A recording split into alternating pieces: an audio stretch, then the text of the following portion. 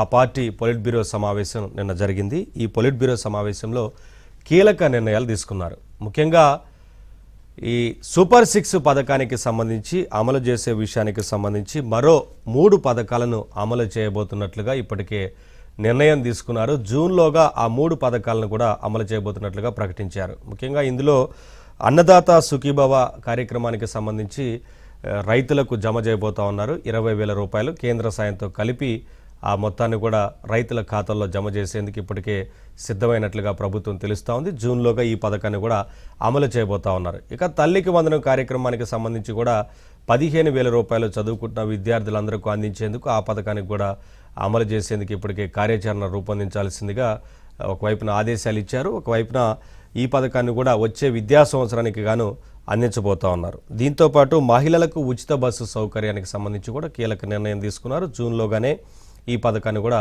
అమలు చేయబోతా ఉన్నారు. ఇక ఇప్పటికే 70% పైగా పథకాలను ఇచ్చిన హామీలకు సంబంధించి అమలు చేయగలుగుతున్నామని ఒకవైపున కేంద్ర ప్రభుత్వ సహకారం కూడా ఉంది అంటూ ఆ పథకాలకు సంబంధించి కూడా కొన్ని విషయాల్ని వెల్లడించారు. ముఖ్యంగా ఉచిత ఇసుక విధానాన్ని అమలు చేస్తున్న విధానం గురించి మాట్లాడారు.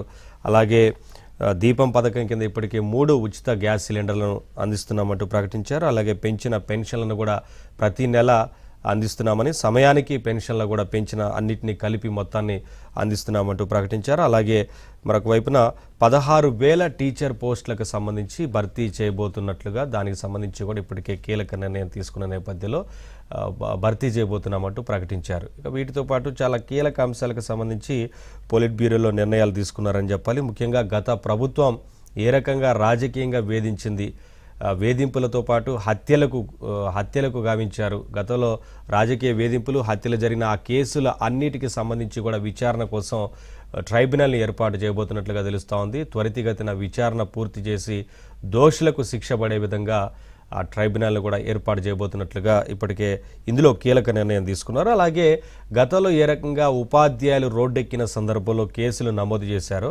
ముఖ్యంగా గత పాలకులు పూర్తి స్థాయిలో ఉపాధ్యాయుల్ని వేధింపులకు గురి చేశారు. చాలా సందర్భాల్లో వారి జీతాల పెంపు విషయం గురించి కానీ, వారి సమస్యల గురించి కానీ ప్రభుత్వంతో ప్రస్తావించినా, లేదంటే ధర్నాకు పిలుపునిచ్చినా ఉపాధ్యాయులను అణిచివేసే ప్రయత్నం జరిగింది గత 5 ఏళ్ల పాలనలో.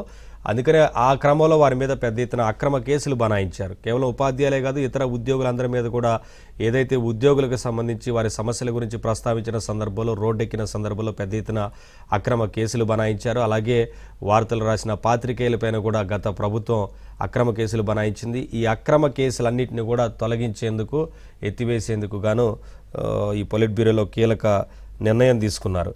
మరొక వైపున ఆలయాలపైన గత ప్రభుత్వంలో ఏ రకంగా దాడులు జరిగింది అందరికీ తెలుసు, అందరం చూసాము. పెద్ద ఎత్తున ఆలయాలపైన ధ్వంసం చేయడం కావచ్చు, అలాగే విగ్రహాల ధ్వంసం చేయడం కావచ్చు, అంతర్వేదిలో రథం తగలబెట్టిన ఘటన కావచ్చు, ఇలా చెప్పుకుంటూ పోతే పెద్ద ఎత్తున ఆలయాలపైన గత ప్రభుత్వంలో దాడులు జరిగాయి. వీటన్నిటిపైన కూడా ఎవరెవరు దీని వెనక ఉన్నారు, నిందితులు ఎవరున్నారు లాంటి అంశాలకు సంబంధించి గుర్తించేందుకు గాను ప్రత్యేక కార్యాచరణ రూపొందించి దోషులకు శిక్ష పడే రకంగా ముందుకు వెళ్ళాలంటూ ఇప్పటికే ఇందులో కార్యాచరణ కూడా తీసుకున్నారు. ఇక దీంతోపాటు కడపలో ఈసారి మహానాడును నిర్వహించేందుకు పొలిట్ బ్యూరో నిర్ణయం తీసుకుంది.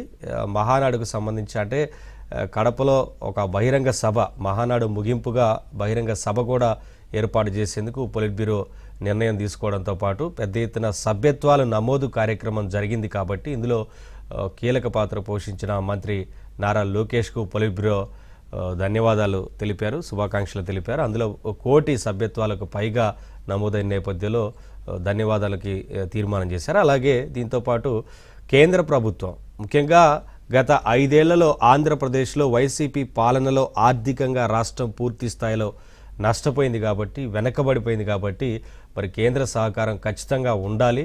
అదే రకంగా కేంద్రం కూడా సహకారం అందిస్తూ వస్తోంది. ఒకవైపున అమరావతికి నిధుల విషయం కావచ్చు, పోలవరం అంశం కావచ్చు, విశాఖ ఉక్కు పరిశ్రమకు సంబంధించి నిధులు కేటాయింపు, అలాగే కాపాడుకునే ప్రయత్నం చేయడం గురించి నిధులు కేటాయించడం, మరొక వైపున ఇతర ఇండస్ట్రియల్ కారిడార్లకు సంబంధించి నిధులు ఇప్పటికే ఇస్తున్న నేపథ్యంలో వీటన్నిటికి సంబంధించి కేంద్ర ప్రభుత్వ సహకారానికి కూడా ధన్యవాదాలు తెలుపుతూ ఈ పొలిట్ బ్యూరోలో తీర్మానం చేసి అందరూ కూడా ధన్యవాదాలు తెలిపారు. ఇలా పలు కీలక నిర్ణయాలను తీసుకున్నారు. మరొక వైపున గత ప్రభుత్వం తీసుకున్న నిర్ణయాల వల్ల ఈరోజు పారిశ్రామికంగా ఎంత అభివృద్ధి చేయాలని చూస్తున్నప్పటికీ కూడా పరిశ్రమలు వచ్చేందుకు కూడా ఆలోచిస్తున్నాయంటే గత 5 ఏళ్ల విధ్వంస పాలన ఆ రకంగా ఉంది.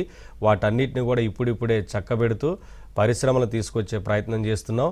పారిశ్రామికంగా అభివృద్ధి చెందేందుకు రాష్ట్రానికి సంబంధించి పరిశ్రమల కోసం ఇప్పటికే శ్రమించాల్సిన పరిస్థితి ఏర్పడింది. గత పాలకుల నిర్లక్ష్యం కారణంగా, అలాగే గత పాలకులు చేసిన దౌర్జన్యాలు, అక్రమాల కారణంగా అందరూ భయపడుతున్న నేపథ్యంలో ఆ భయాలు, అపోహలన్నింటినీ పోగొట్టి ఇవాళ పారిశ్రామికంగా రాష్ట్రాన్ని అభివృద్ధి చేసే ప్రయత్నం చేస్తున్నామంటూ పలు కీలక అంశాలకు సంబంధించి పొలిట్ బ్యూరోలో మాట్లాడారు. ముఖ్యంగా గత 5 ఏళ్ల పాలనలో ఏమేం జరిగిందో లాంటి అనేక విషయాల గురించి చర్చించి ఆ తప్పులు జరగకుండా చూడాలి అంటూ ఇప్పటికే ఈ సమావేశంలో చర్చించారు. వీటన్నిటికి సంబంధించి ఇవాల్టి మార్నింగ్ డిబేట్లో మాట్లాడదాం. చిన్న బ్రేక్ తీసుకుందాం. బ్రేక్ తర్వాత చర్చను